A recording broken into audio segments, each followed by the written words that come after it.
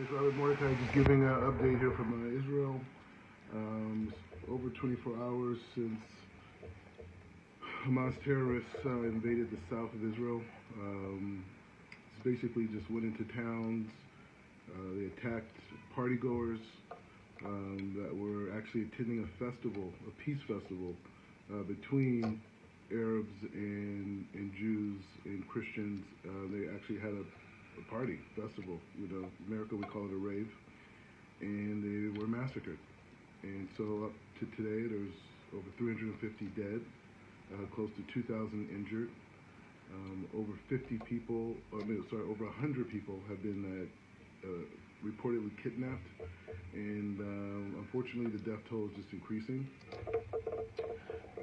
It's the mood, I took a walk in Jerusalem. Most of the restaurants, everything's closed down. Many of the terrorists are still at large in the south of Israel. And still, like several cities, there's still active shooters. Some of them have escaped. We don't know where they went. There's a fear that many of them have tried to make their way into other places in Israel, like Jerusalem. So the security is extremely high. And for all the people, who, follow me or just randomly see this reel or whatnot, you have to understand, like, what you're witnessing right now is probably the most important moment of clarity ever in terms of understanding the Middle East, okay? When you look at Iran, when you look at other parts of the Middle East, they were reduced and been seized by Islamic radicalism. And this Islamic radicalism has took the innovation, the intellectual expansion, the spiritual curiosity out of the people of the Middle East, and basically it put them in prison and have not allowed them to evolve as human beings. Literally, women in Iran are being murdered because they don't want to conform to an ideology that their great-grandmothers never held by, right? This is all new stuff. When Khomeini in 1979, the whole thing, this new idea, this is all new stuff. Women were listening to the Beatles, going to the beach, all throughout the Middle East, you know what I mean? And this was all radically transformed, since the 1980s. And so now you hear about, now we have an issue now where Hezbollah, who's in Lebanon, which is the north of Israel, they're firing rockets now.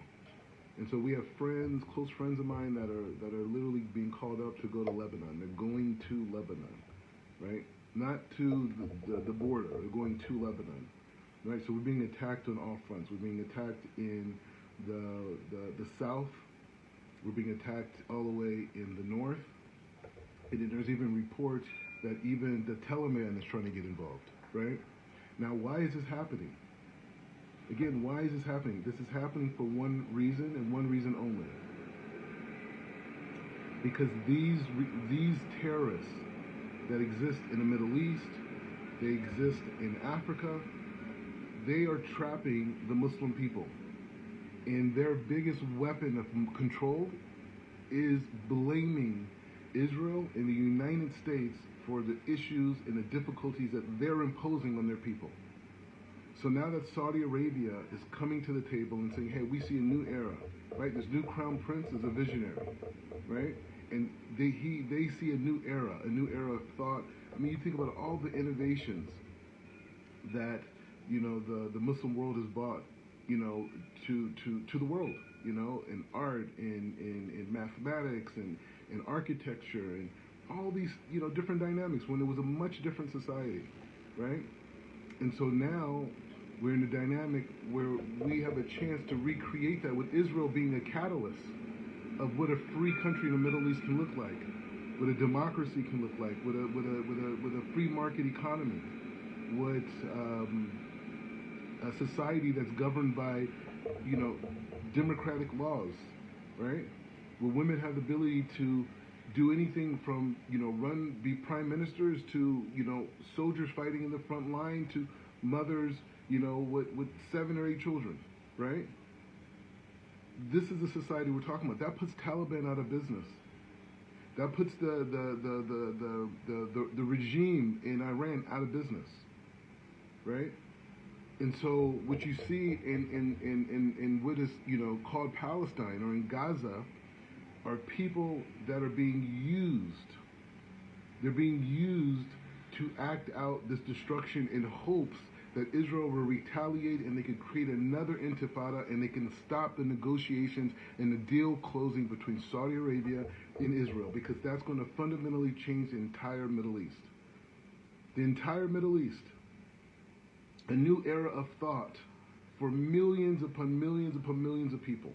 We don't even know the type of innovation that could come out of this. So you're getting a clear understanding of what the Muslim world and what the Jewish world has been dealing with in many ways for centuries, but for sure since 1948, right? And even before then, when people are trying to stop the innovation and the opportunities of connection between people. They do not want peace. That's what you're witnessing. This isn't a biblical battle. This isn't about some, apartheid dynamic. It has nothing to do with that. Peace is coming. I urge the Israeli government to continue on with this peace negotiation and dealing with the issues in accordance to getting that deal done.